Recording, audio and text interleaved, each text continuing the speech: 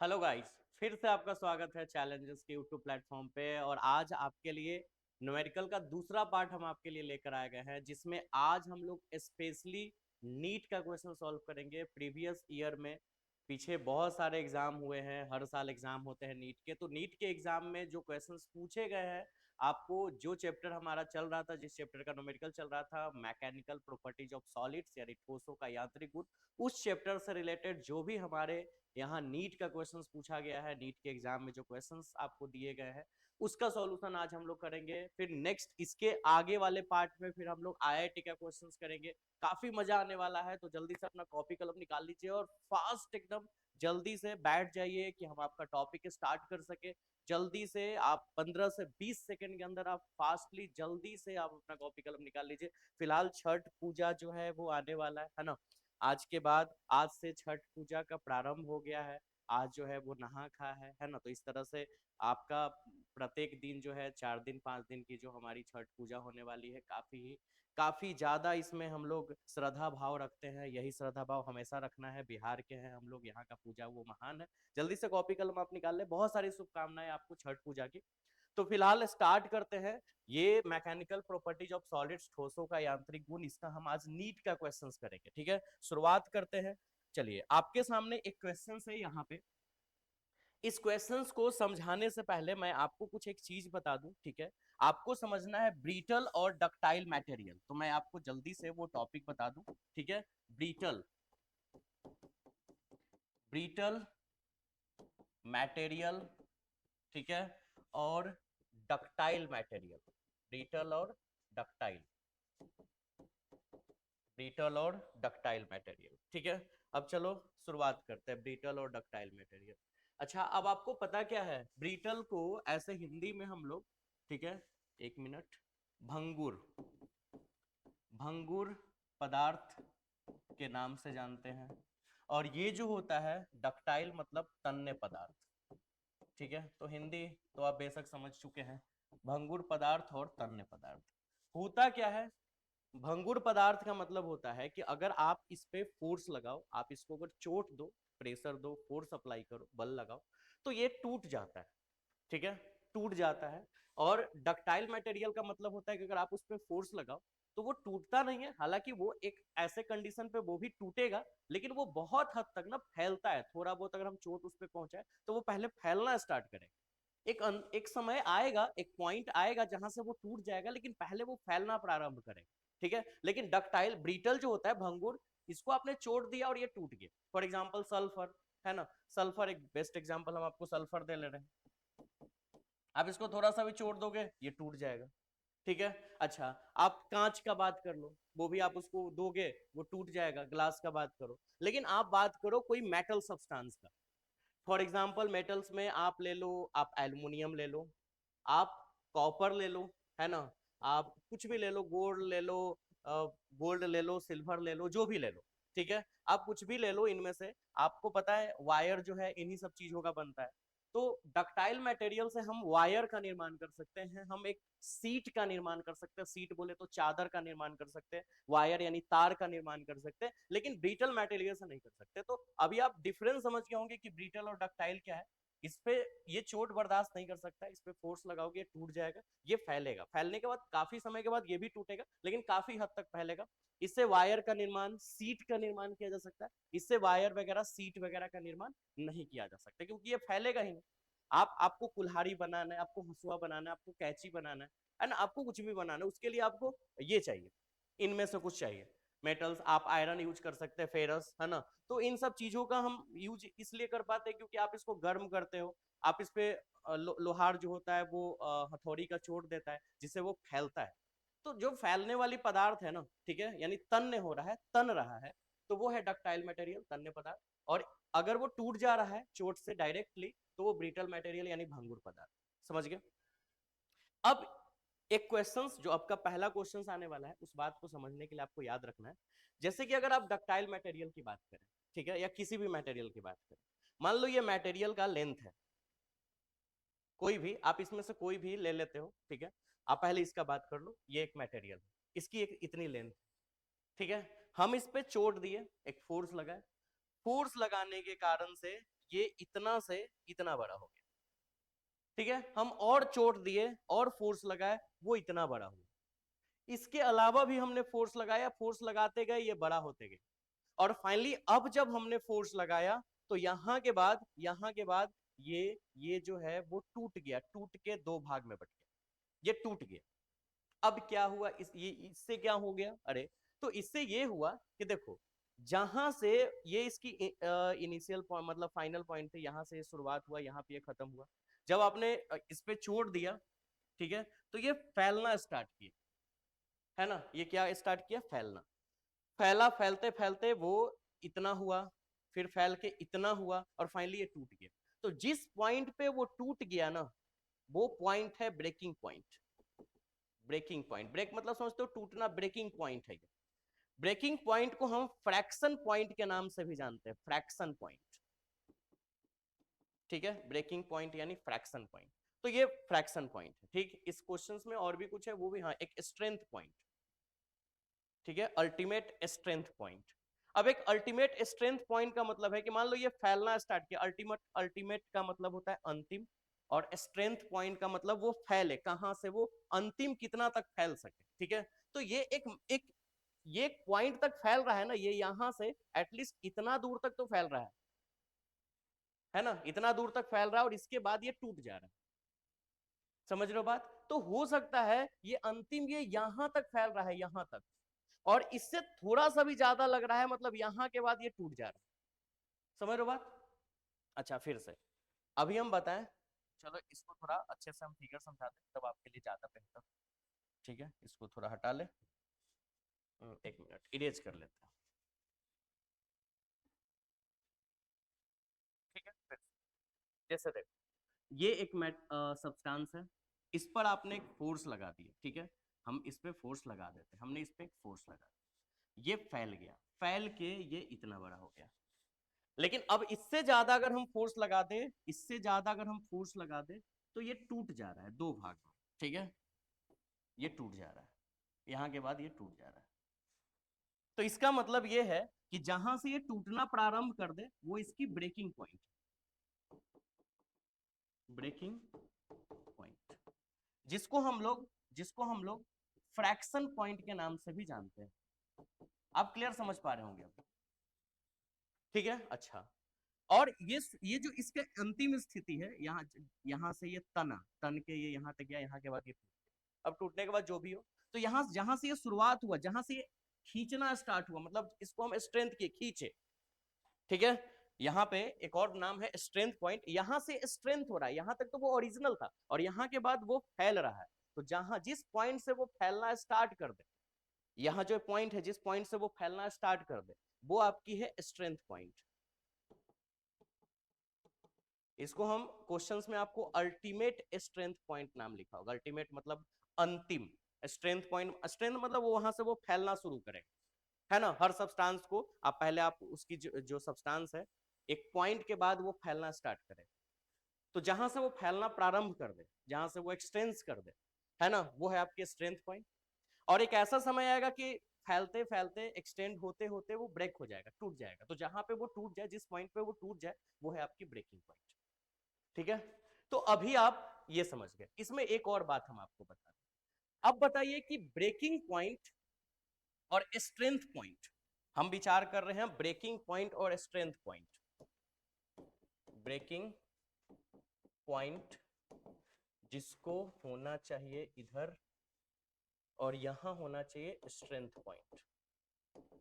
अब बताइए कि स्ट्रेंथ पॉइंट और ब्रेकिंग पॉइंट में डिस्टेंस किस सब्सटेंस के लिए ज्यादा रहेगा, ब्रीटल के लिए रहेगा, ब्रीटल मतलब भंगुर, है ना, या फिर डक्टाइल के लिए रहेगा, डक्टाइल मतलब तन्य, किसके लिए? सीधा बात है, तन्य मतलब ज्यादा फैलेगा और ये तुरंत टूट जाएगा। तो अगर ये सब्सटेंस है, तो ये इसकी स्ट्रेंथ पॉइंट है। थोड़ा सा भी आप इस पे फोर्स लगाए, ये टूट जाएगा। हो सकता है कि थोड़ा सा ही बढ़े और ये यहीं पे टूट जाए, है ना। तो स्ट्रेंथ पे पॉइंट और ब्रेकिंग पॉइंट के बीच का जो डिस्टेंस है, डिस्टेंस वो कम है, ठीक। और डक्टाइल का बात है, ये मान लो इतना बड़ा सब्सटेंस है, और आप इस पे फोर्स लगाओगे, ये फैलेगा, फैलते फैलते ये इतना बड़ा पहुंच गया, यहाँ पहुंच गया, इतना बड़ा हो गया, और अब यहाँ पे ये ब्रेक हो गया, यहाँ आके ये ब्रेक हुआ, ठीक है। तो अब इसकी डिस्टेंस तो ये हुई ना, ये वाली, ठीक है, मतलब यहां से लेके यहां तक। तो आप बताओ कि यहां की जो आपने डिस्टेंस देखा वो ज्यादा है। इसका मतलब ये है कि स्ट्रेंथ पॉइंट और ब्रेकिंग पॉइंट के बीच में डिस्टेंस अगर ज्यादा है, इसका मतलब डक्टाइल मटेरियल है, और अगर डिस्टेंस कम है तो वो ब्रिटल मटेरियल। ठीक है, यह बात आप समझ गए। अब हम लोग यहां पे बात करते हैं क्वेश्चंस पे। क्वेश्चंस है आपका, the stress strain curves are drawn for two different material. मतलब स्ट्रेस और स्ट्रेन कर्व एक ग्राफ ड्रॉ किया गया है, मतलब एक ग्राफ ड्रॉ किया गया है जिसमें एक जो है वो स्ट्रेस है और एक स्ट्रेन है। स्ट्रेस और स्ट्रेन का एक ग्राफ ड्रॉ किया गया है फॉर टू डिफरेंट मटेरियल, दो अलग अलग मटेरियल के लिए, एक एक्स मटेरियल के लिए और एक वाई मटेरियल। ठीक है, चलो दोनों का हम बना देते हैं। एक एक्स मटेरियल स्ट्रेस और स्ट्रेन जो है वो साथ साथ बढ़ता है, बढ़ने के बाद वो हो सकता है कि वो टूट भी जाए। ठीक है, अच्छा, हाँ, मान लो दो गो है, एगो एक्स है और एगो वाई। ठीक है, इसको एक्स मान लेते हैं, एक्स, और इसको मान लेते हैं वाई। ठीक, अब आगे, इट इज ऑब्जर्व्ड, ये ऑब्जर्व्ड हमने किया क्या ग्राफ बनने के बाद, that the ultimate strength point का बात आया, strength point and the fracture point, strength point और fracture point are close to each other, close मतलब नजदीक, क्लोज टू ईच अदर, एक दूसरे के नजदीक है, फॉर मटेरियल एक्स। मतलब ऐसा पाया गया कि जो मटेरियल एक्स है, दो मटेरियल है अपने पास एक्स और वाई, एक्स मटेरियल का स्ट्रेंथ पॉइंट और breaking point close to each other, नजदीक है। अब यहां से भी आप समझ लो कि अगर स्ट्रेंथ पॉइंट और ब्रेकिंग पॉइंट एक दूसरे का अगर नजदीक है तो डेफिनेटली ये ब्रीटल है, ब्रीटल, तो एक्स ब्रीटल हो गया, क्लियर है, एक्स क्या हो गया, ब्रीटल। तो यहां से हमने क्लियर कर लिया कि जो एक्स है वो ब्रीटल है, ब्रीटल बोले तो भंगुर। चलो आगे, अब बात करते हैं कहां पे आ गया अब हम लोग, हाँ कहां तक पढ़ लिए थे, X, but are far apart for material Y. लेकिन जो स्ट्रेंथ पॉइंट और फ्रैक्चर पॉइंट है वो फार अपार्ट मतलब दूर है for material Y, Y material के लिए दूर है। तो बताइए कि अगर अगर ठीक है, स्ट्रेंथ पॉइंट और ब्रेकिंग पॉइंट दूर दूर, सीधा बात है, डक्टाइल मतलब खिंचा सकता है काफी दूर तक, तो काफी डिस्टेंस के बाद वो टूटेगा, पहले वो खिंचाएगा, वो लंबा होगा, है ना, जिसको हम लोग अपने भाषा में लमड़ना बोलते हैं, लमड़ेगा एक समय तक, उसके बाद फिर वो टूटेगा। तो जहां उसकी स्ट्रेंथ पॉइंट है और जहां उसकी ब्रेकिंग पॉइंट है, उसके बीच की डिस्टेंस बढ़ेगी, और अगर ऐसा होगा तो हमारा मटेरियल जो है वो डक्टाइल है। तो इसका सीधा मतलब है कि वाई जो है, वाई वो आपका डक्टाइल मटेरियल, डक्टाइल यानी तन। समझ पा रहे हो आप लोग?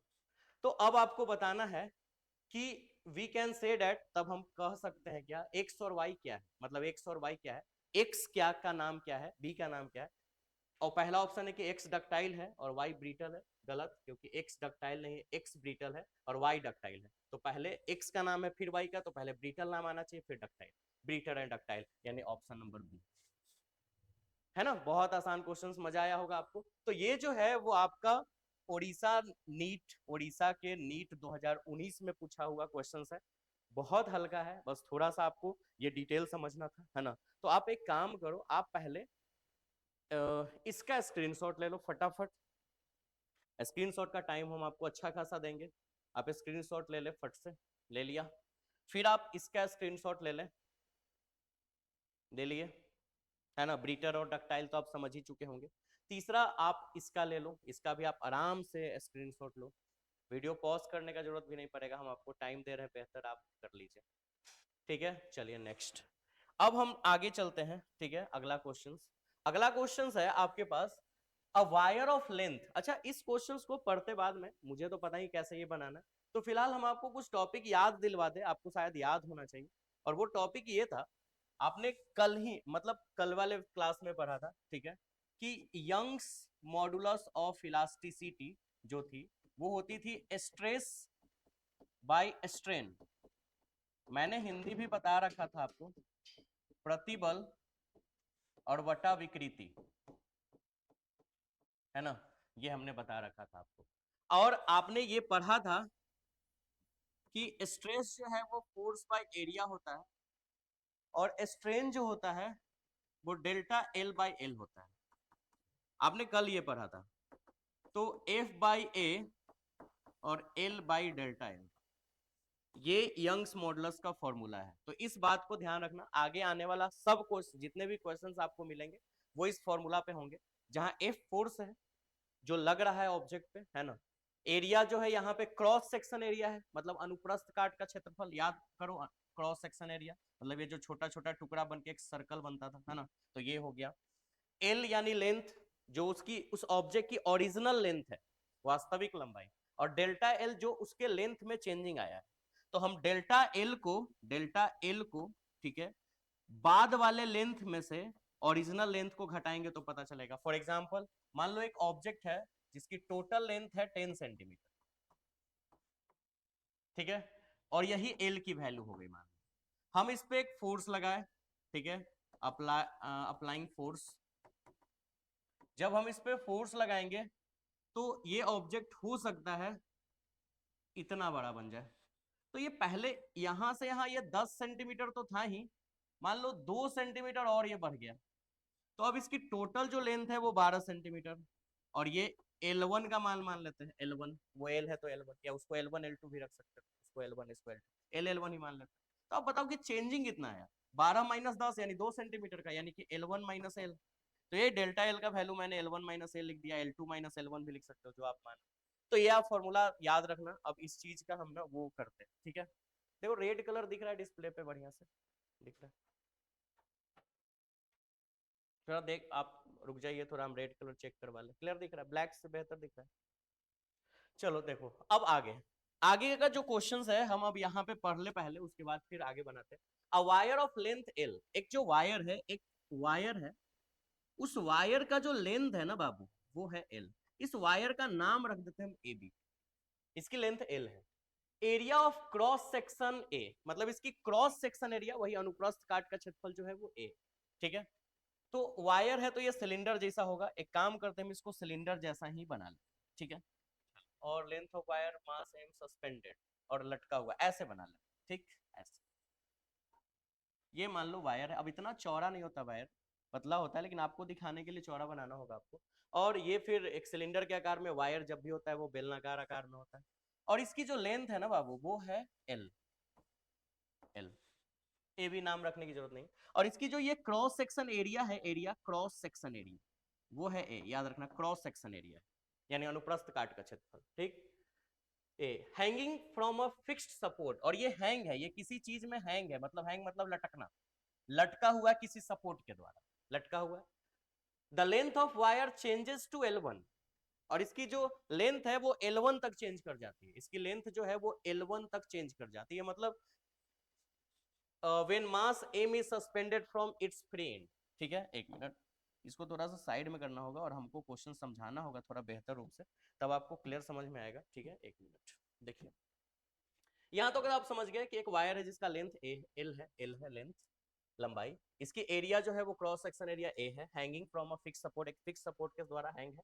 और the length of the wire changes, इसका जो वायर का लेंथ है वो चेंज कर जा रहा है, और चेंज होके L1 हो जा रहा है। कब कब चेंज हो रहा है भाई, जब when mass M is suspended, suspended मतलब उसमें लटकाना, ठीक है, लटक गया। M is suspended from its free end, free end मतलब एक तार है, तार को मैंने एक सपोर्ट में बांध दिया और ये लटका हुआ है। और इसका जो फ्री एंड है, फ्री एंड मतलब जहां पे कोई बंधा नहीं है, ऊपर तो ये तार बंध गया इसमें, लेकिन जहां फ्री एंड है, स्वतंत्र जो इसकी अंतिम छोर है, यहाँ पे हमने एक एम मास का बॉडी लटका दिया, मतलब इसमें हमने एक बॉडी लटका दिया एम मास का, मास एम, एम मास का हमने इसमें एक बॉडी लटका दी। क्लियर, अच्छा। Is suspended from its free end. The expression from Young's modulus, यानी यंग्स मॉडुलस वाई की फॉर्मूला निकाल दी आपको, किसकी फॉर्मूला, वाई की। वाई की फॉर्मूला आपने निकाल रखा है, ठीक है। हमको बताइए F by A into L by delta L, ठीक। आपने यंग्स मॉडुलस मॉडुलस, ठीक, कलर चेंज कर लेते हैं। यंग्स मॉडुलस का फॉर्मूला आपने निकाल रखा है, एफ बाई ए, ठीक है, एफ बाई ए, और आप देखो एफ बाई ए और L into delta L into delta L, ठीक। चलो y की ही हमको रिजल्ट निकाल, ठीक, तो y की रिजल्ट कैसे निकाले बाबू, f।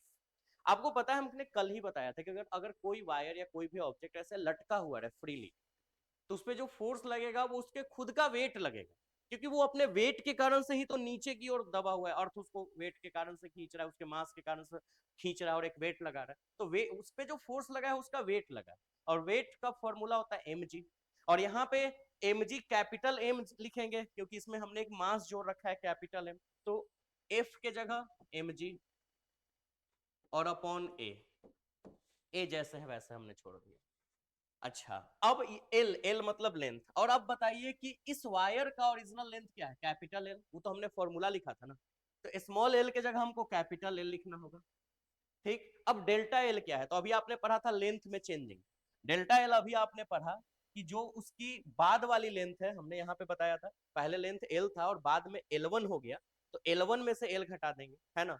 तो अभी आप बताओ डेल्टा एल निकालने के लिए, पहले लेंथ एल था बाद में हो गया L1, तो L1 में से एल घटा देंगे तो डेल्टा एल निकल जाएगा, तो डेल्टा एल के जगह L1 माइनस एल लिख सकते हैं, डेल्टा एल के जगह L1 माइनस एल, क्योंकि डेल्टा एल का वैल्यू वही होगा, यहाँ पे हम लिख देते हैं साइड में delta L equal to L1 minus L, change in length, length में कितना चेंजिंग आया, ये है change in length, change in length, यानी कि लंबाई में परिवर्तन, लंबाई में परिवर्तन, ये आपकी लंबाई में परिवर्तन है, ठीक है। चलो ये हो गया लंबाई में परिवर्तन, ठीक।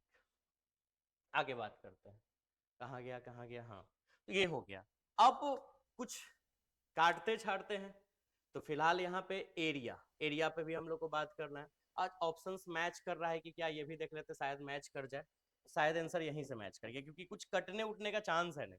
तो ऊपर बचेगा, है ना, mgl, ऊपर बचेगा mgl बचा, और नीचे बचेगा a into L1 minus L,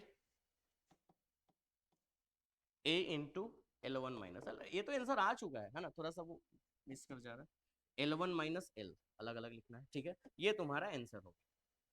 mgl को साथ में लिख दिया और a और L1 माइनस एल को ब्रैकेट में लिख दिया, ऐसा ऑप्शन मैच करना चाहिए, option number D, mgl upon a L1 minus L, ये आपका आंसर हो गया डी। नीट 2020 में ये पूछा हुआ क्वेश्चन है, कितना आसान क्वेश्चन है, हम आपको टाइम लेके जरूर बता रहे हैं, क्योंकि आपको अभी बेसिक स्टार्ट हमने किया, तो कुछ कुछ कुछ नए नए चीजें आपको बताना पड़ रहा है, जैसे कि ये सब चीज, ठीक है, और ये सब हम आपको बता पा रहे हैं, तो आप ये क्वेश्चंस बहुत इजी में 3 लाइन में सॉल्व कर पा रहे हैं, आसान है, ठीक है, लेकिन आपको थोड़ा प्रैक्टिस करना होगा, हम सारे क्वेश्चंस बनाने के लिए हम आपको प्रैक्टिस सेट दे देंगे, लेकिन फिलहाल अभी आपको ये सब देखना है और इस क्वेश्चंस को उतारना है और फिर खुद से बनाकर देखना है, क्योंकि मेरे सिर्फ बता देने से कुछ नहीं होने वाला, आपको मेहनत तो करना पड़ेगा, है ना। चलो, तो अब आप एक काम करो, इसका स्क्रीनशॉट ले लो, पहले इसका फर्स्ट ऑफ ऑल ले लो, ले लिया, चलो इसके बाद आप इसका स्क्रीनशॉट ले लो, आराम से लो, कोई दिक्कत नहीं, वीडियो पॉज करने की जरूरत नहीं, हम उतना वेट कर लेंगे, ठीक है। Third third third third question, when a block when a block of mass m is suspended by a long wire of length l, देखिए when a block of mass M, block एक block है, एक छोटा सा block है, यहाँ पे बना लेते हैं, एक ब्लॉक है जिसकी मास जो है, मास वो एम है, capital, is suspended by a long wire, एक लंबे से वायर के द्वारा ये लटका हुआ है,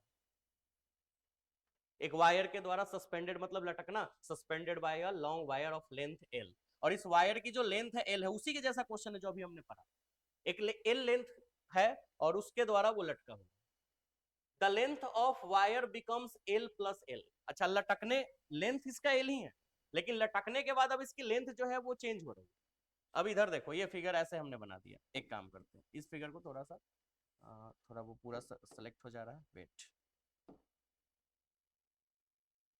एक काम करते हैं, ठीक है, इसको उठा के यहाँ लाते हैं, इन भाई साहब को भी यहाँ लाते हैं, ठीक है, इनको भी यहाँ ला देते हैं, फिलहाल मुझे लाने में तो बहुत मजा आ रहा है यहाँ पे, तुम लोग का पता नहीं, ये यहाँ और इसको भी यहाँ लेंथ है ना, ये लेंथ शायद आपको दिख रहा होगा, दिखेगा। अभी मैं इसको थोड़ा अरेंज कर लूँ ना, ठीक है,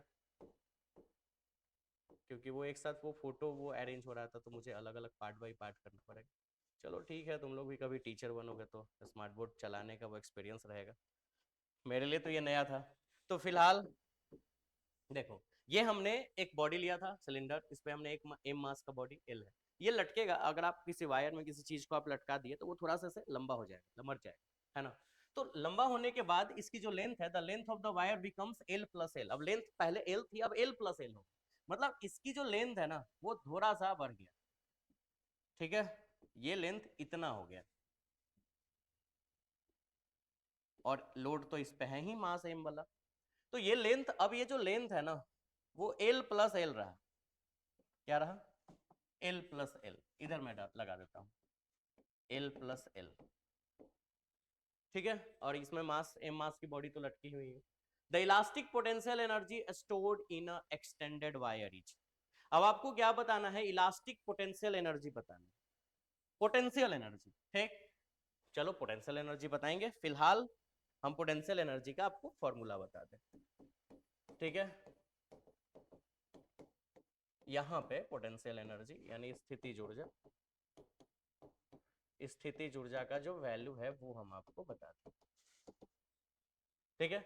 चलो बताते हैं क्या होगा, half into stress into strain into volume, मतलब प्रतिबल, प्रतिबल गुना विकृति गुना आयतन, ये हाफ प्रतिबल गुने विकृति गुने आयतन, स्थितिज ऊर्जा बराबर हाफ गुने प्रतिबल गुने विकृति गुने आयतन, ठीक है। मतलब हमको इन सब चीजों का वैल्यू चाहिए, प्रतिबल विकृति आयतन, स्ट्रेस स्ट्रेन और वॉल्यूम, ठीक। यानी कि हमको स्थितिज ऊर्जा, ठीक है, according to formula potential energy, स्थितिज ऊर्जा, इंग्लिश से लिख रहे हैं यहाँ पे हम, कि फॉर्मूला निकालने की होगी 1/2 स्ट्रेस यानी प्रतिबल, स्ट्रेन यानी विकृति और इनटू वॉल्यूम, ठीक है। अब आप बताओ, स्ट्रेस की जो फॉर्मूला होती है वो F/A, सबको पता है, यानी विकृति प्रतिबल की, विकृति की डेल्टा एल बाई एल ये होती है, delta L by L into volume की होती है, वॉल्यूम की तो length into breadth into height, तो लेंथ ब्रेथ और हाइट, जिसमें लेंथ और ब्रेथ को मिला के क्रॉस सेक्शन एरिया, मतलब एल लिख देते हैं, एल, आप समझ पा रहे हो, वॉल्यूम को एल मान लो, ये जो क्रॉस सेक्शन एरिया है ये इसकी एरिया ए होगी ए, और ये टोटल लेंथ एल हो जाएगा, यहाँ पे नहीं, यहाँ पे ये मेन ओरिजिनल वाला है, ये ए और इसकी लेंथ एल, तो सारे ए में इस एल को मल्टीप्लाई कर देंगे, इस पूरे का वॉल्यूम निकल जाएगा, वॉल्यूम बोले तो आयतन, तो ए लिख दिया हमने, और उम्मीदतः ए एल जो है वो कट जाएगा, ठीक है। रिजल्ट क्या बचा, half F into delta L. और बार बार मैं आपको बता रहा हूं कि जब भी वायर लटका हुआ रहे, है ना, ऐसे कोई भी ऑब्जेक्ट लटका हुआ रहे, तो जो उस पर फोर्स लगेगा यानी जो बल लगेगा वो वेट लगेगा, वेट, वेट यानी वजन, और वजन की फॉर्मूला होती है mg, और इसमें वेट पहले से लगाया है हमने, एक बॉडी लगाया जिसका मास m है, तो इस पे जो वजन लगेगा वो mg लगेगा, कैपिटल mg, तो f के जगह पर हम कैपिटल m और g लिख दे, और डेल्टा एल, ठीक। अब डेल्टा एल की बात करें तो अभी आप बताओ, the length of the wire becomes L plus L, हम यहाँ डेल्टा एल ही छोड़ देते हैं, ठीक है। अभी डेल्टा एल का मुझे वैल्यू नहीं पता और यहाँ पे हम वैल्यू पता कर लेते हैं। डेल्टा एल निकालने के रिजल्ट क्या है, तो जितना लेंथ टोटल है इस लेंथ में से ये वाली लेंथ अगर घटा दे तो चेंजिंग कितना हुआ है वो पता चल जाएगा, जैसे ये लेंथ 10 है और ये 12 हुआ, तो 12 में से 10 घटा देंगे, पता चल जाएगा लेंथ कितना है। तो पहले लेंथ एल था और बाद में एल प्लस एल हो गया, तो एल प्लस एल इस वाले लेंथ में से ये वाली लेंथ घटा देंगे, मतलब स्मॉल एल बच गया सिर्फ, सीधा सा बात, ऐसे भी समझ में आ रहा था, पहले से इसका लेंथ एल था, इसको लटकाने के बाद इसका लेंथ एल प्लस एल हो गया, तो पहले से तो कैपिटल एल था ही और इसमें प्लस एल जुट गया, इसका मतलब इतना ही तो इंक्रीज किया होगा स्मॉल एल, तो यहाँ पे स्मॉल एल आ रहा है, मतलब इतना चेंजिंग आया, तो हम यहाँ पे लिख देते हैं small L, half M G और डेल्टा एल की जगह स्मॉल एल, तो answer half mgl option number D. और भी स्मॉल एल, कैपिटल एल नहीं, वहां पे ए में कैपिटल एल। तो हाफ mgl नीट 2019 की ये क्वेश्चन है, बहुत आसान क्वेश्चन, आप बेशक बना सकते हैं। हम ऐसा क्वेश्चन आपको बनाने के लिए देंगे, फिलहाल आप इसका स्क्रीनशॉट ले लें फर्स्ट, लेकिन इसका पहले आप ले लें जल्दी से। ले लिया? अब इसका ले लो।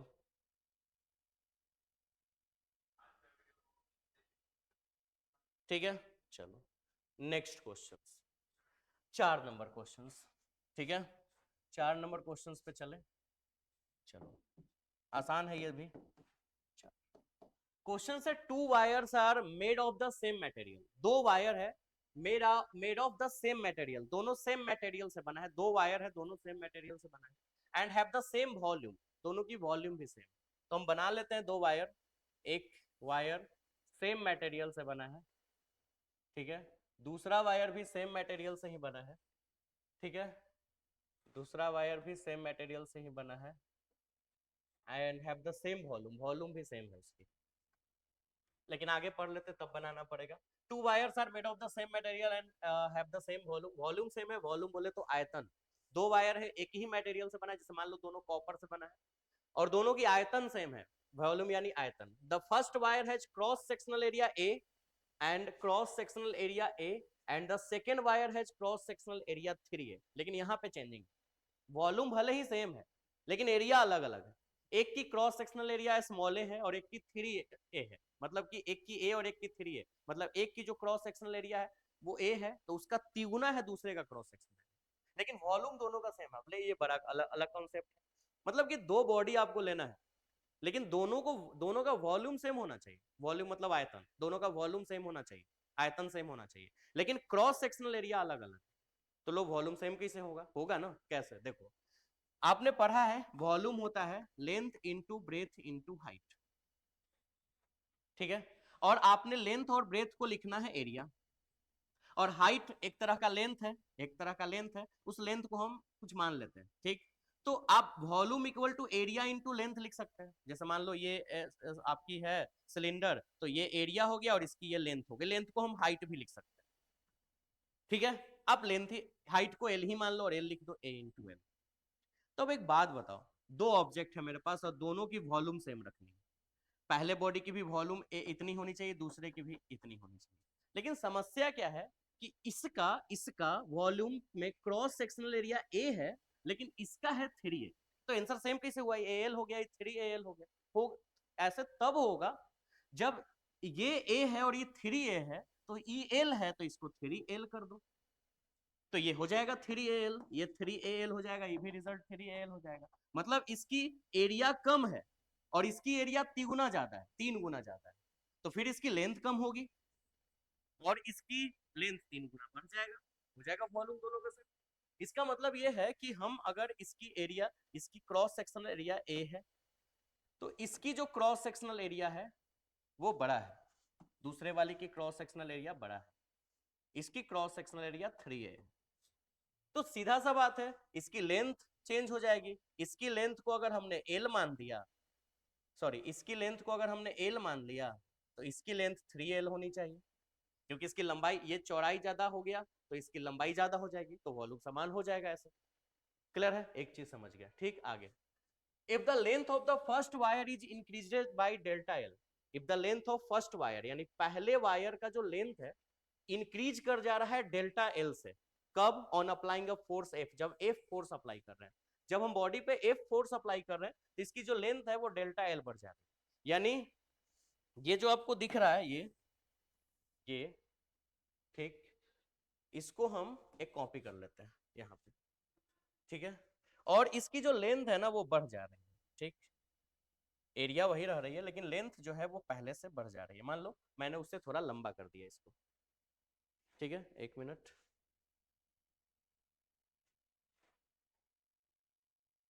चलो मैंने इसको थोड़ा लंबा कर दिया, ठीक, यहाँ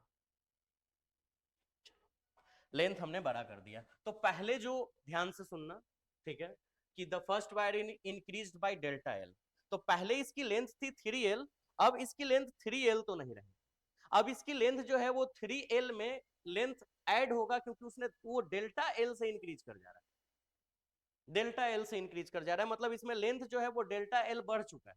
यानी कि इसकी लेंथ यहां तक 3L थी, यहां तक क्या थी 3L, और यहां के बाद ये जो इतना सा लेंथ बढ़ा है वो है डेल्टा एल, क्योंकि डेल्टा लगा हुआ है तो वो लेंथ में चेंजिंग जो हुआ है वो बता रहा है। ठीक है, तो ये डेल्टा एल इतना ये बढ़ गया। क्लियर है? चलो आगे, यानी कि हम ये भी बोल सकते हैं 3L में डेल्टा एल जोड़ सकते हैं। क्लियर?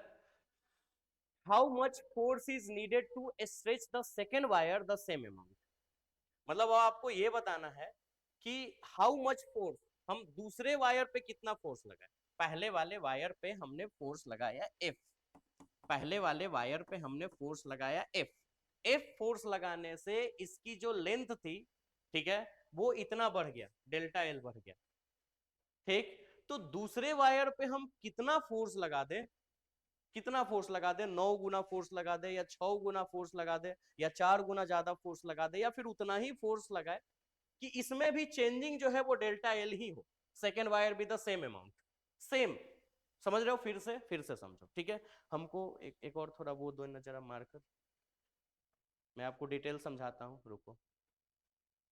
क्वेश्चन समझना जरूरी है, सॉल्यूशन हार्ड नहीं, और मेरा काम आपको समझाना ही। ठीक है, देखिए ये दो आपके पास है, मान लो एक जो दोनों सेम मटेरियल से मान लो बना, ऐसे तो ये व्हाइट ब्लैक है लेकिन दोनों मान लो सेम मटेरियल से बना है, दोनों की वॉल्यूम सेम है, लेकिन प्रॉब्लम क्या है कि वॉल्यूम सेम है लेकिन ये जो है इसकी क्रॉस सेक्शनल एरिया यानी अनुप्रस्थ काट का क्षेत्रफल ए है तो इसका 3 है। ठीक है, ए है और इसकी क्या है 3 है। ठीक है, चलेगा इस, चलो फिर से अगेन समझाते हैं। दो बॉडी सेम मटेरियल, लेकिन समस्या क्या है कि दोनों की वॉल्यूम सेम है, लेकिन वॉल्यूम सेम होने के साथ साथ इसमें चेंजिंग क्या है कि इसकी क्रॉस सेक्शनल एरिया कम है, इसकी क्रॉस सेक्शनल एरिया ज्यादा है। इसकी ए है तो इसकी 3 है, तो अगर इसकी ए और इसकी 3 है तो वॉल्यूम सेम कैसे होगा? तो वॉल्यूम सेम कब होगा? ई ए है और ई 3 है, तो इसका लेंथ कम होगा। तो हो सकता है इसका लेंथ एल हो तो इसका लेंथ 3 हो, इसका एरिया ए, इसका एरिया 3 है, तो इसका लेंथ एल तो इसका लेंथ 3 है। ठीक है ना, ये तो आपने पढ़ लिया। उसके बाद पहले वाले वायर पे जब हमने फोर्स लगाया तो उसमें इतना चेंजिंग आया, डेल्टा एल। ठीक, तो आपको ये बताना है कि दूसरे वाले वायर पे हम कितना फोर्स लगा दें कि उसमें भी उतना ही चेंजिंग है। ठीक है, चलो अब बात करते हैं फर्स्ट वायर पे। For first wire, for first wire case 1, first wire पे यंग्स मॉडुलस की फॉर्मूला आपको पता है, एफ बाई ए है ना, और एल बाई डेल्टा एल, ये आपने पढ़ा था शुरुआत में। ठीक है, अब हमको डेल्टा एल का यहाँ पे वैल्यू निकालना हो तो y into A F into L equal to 1 by delta L. अगर हम डेल्टा एल की वैल्यू फाइंड आउट करें तो F into L by Y into A. ठीक है, ये हमने निकाल लिया, ये हमने एक फॉर्मूला निकाल लिया, और अब हम चलते हैं पहले वायर के लिए। ठीक है, यहाँ से अब हम इसको यहाँ से पहला वायर के लिए कर लेते हैं, और इन भाई साहब को मतलब ये हमने एक डेरिवेशन वो कर लिया। ठीक है, एक मिनट, मैंने एक डेरिवेशन से एक फॉर्मूला निकाल लिया। अगर अब यहाँ से आप ये फर्स्ट वायर के लिए अगर चलो तो क्या होगा कहानी, देखो एक मिनट, देखिए फर्स्ट वायर के लिए चले तो देखो चेंजिंग तो डेल्टा एल ही करना है दोनों में, है ना। एफ फोर्स यही तो आपको पता करना है। क्लियर है? तो एक में मान लो पहला में F1 फोर्स पहला में तो F फोर्स हमने लगाया है, दूसरे में क्या लगाएंगे वो देखा जाएगा, दोनों साथ ही में कर लेते हैं, ये ज्यादा बढ़िया रहेगा आपके लिए। Case 2 for second wire, second wire, हाँ दोनों में लेंथ जो है वो डेल्टा एल ही चेंज होना चाहिए। तो F, हाँ लेकिन यहाँ पे F कितना लगेगा वो मुझे नहीं पता, तो हम F1 नाम दे देते हैं, वहां F, यहाँ F1, F1 F डैश कर देते, वहां पे तो F लगा है फोर्स, यहाँ पे कितना लगेगा upon into into L, L मतलब ओरिजिनल लेंथ, स्मॉल एल मतलब ओरिजिनल लेंथ। तो आप देखो पहले वाले लेंथ का, पहले वाले वायर का ओरिजिनल लेंथ था 3L और दूसरे का था L।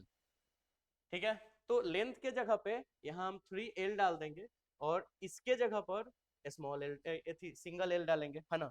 चलो आगे, upon upon Young's modulus, Young's modulus की अगर बात करें, दोनों सब्सटेंस, दोनों जो मैटर, दोनों ऑब्जेक्ट है, दोनों वायर जो है वो सेम मटेरियल से बना है, तो यंग्स मॉडुलस एक कांस्टेंट वैल्यू है, तो सेम मटेरियल के लिए सेम ही रहेगा। तो इसमें भी यंग्स मॉडुलस की जो वैल्यू यहाँ रहेगी वही यंग्स मॉडुलस की वैल्यू यहाँ भी रहेगी इनटू ए। अब एरिया जो है इनटू ए, अब इनटू ए एरिया पे बात करते हैं। अब आप देखो, पहले वायर का क्रॉस सेक्शनल एरिया ए है और दूसरे का 3 है।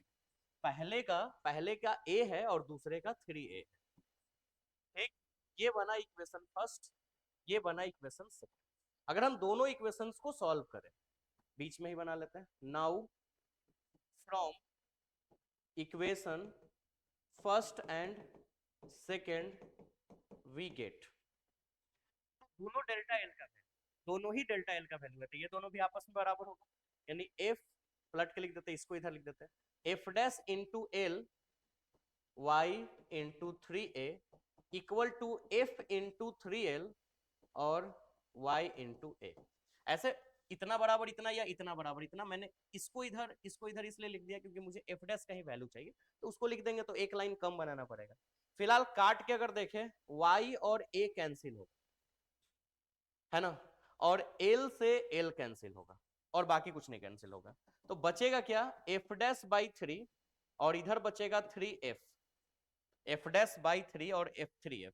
तो बताओ एफ डैश की वैल्यू क्या होगी, 3 उधर चली जाएगी, तो 3 जब इधर जाएगी तो 3 इंटू 3 9f।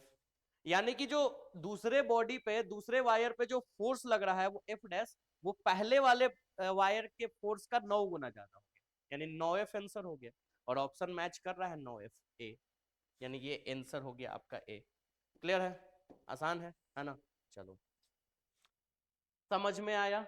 आप पहले इसका स्क्रीनशॉट ले लो, ठीक है। चलो चलो, ले लिया। चलो अब इसका लो, आसान है सारा क्वेश्चन, है ना। चलिए अब देखो, नीट की क्वेश्चंस आसान होती ही हैं, बस थोड़ा सा समझ का फेर है, समझना आना चाहिए आपको, क्वेश्चन समझ में आना चाहिए। आईआईटी के भी क्वेश्चंस हम लोग नेक्स्ट क्लास में करेंगे, फिलहाल आप इतना क्वेश्चन समझ गए।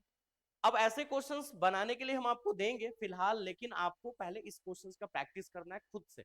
जब आप क्लास में आओ, ऑफलाइन क्लास में, तो आपको समझ आना चाहिए, ठीक है, और आपको बनाने आना चाहिए। ऐसे नहीं बस आप देख लिए, बस फॉर्मेलिटी निभा लिए, ये आपके लिए बन रहा है, आपको फायदा देगा। और ये भी देखो, आप ये जो क्वेश्चंस की बात करो, तो ये क्वेश्चंस भी नीट 2018 में पूछा हुआ, तो कोई भी हर क्वेश्चंस किसी न किसी साल पूछा हुआ है, तो आप कंप्रोमाइज मत करो अपने पढ़ाई में, आप पढ़ो। और फिलहाल वीडियो हम लोग यहीं पे अंत करते हैं, है ना।